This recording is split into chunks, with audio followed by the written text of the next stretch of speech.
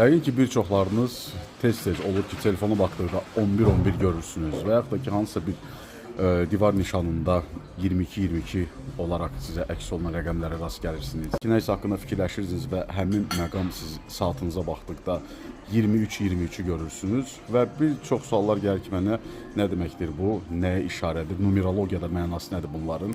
Bu məqamda konkret olaraq rəqəmin numerologiyada nə mənaya gəldiyi əslində heç bir məna daşımır. Əsasən siz fikir verməlisiniz, həmin an nə haqqında düşünürdünüz, içinizdəki hisslər nədir və hansı qərarı vermişsiniz həmin o gedişatdakı mövzuya müvafiq olaraq. Həmin bu məqamda siz əgər telefon, saat və s. üzərindən hansısa bir təkrarlanan rəqəm görürsünüzsə, bu sizin düzgün qərar verməyiniz istiqamətində olan bir işarədir. Sual verə bilərsiniz ki, bəs mən düzgün qərar olaraq yaxşı yoxsa ki, pis olan versiyanı seçməliyəm və yaxud da ki, mənə xoş və ya naxoş gələn istiqaməti əsas məqam beyninizin çərçivələrini saxlayıb içinizdəki hissə baxmalısınız. İçinizdəki hiss nə deyir? Əgər siz gedişatdan narazısınızsa və beyniniz sizə əksinə hərəkət etməyi göstərirsə, deməli rəqəmlər sizə göstərir ki, içinizdəki hissə baxmalısınız. Əksilə, əgər siz hansısa bir qərarı vermişsinizsə və bundan bir xoş hiss duyursunuzsa və belə bir rəqəmlər görürsünüzsə, deməli siz doğru yoldasınız. Bu qədər sadə.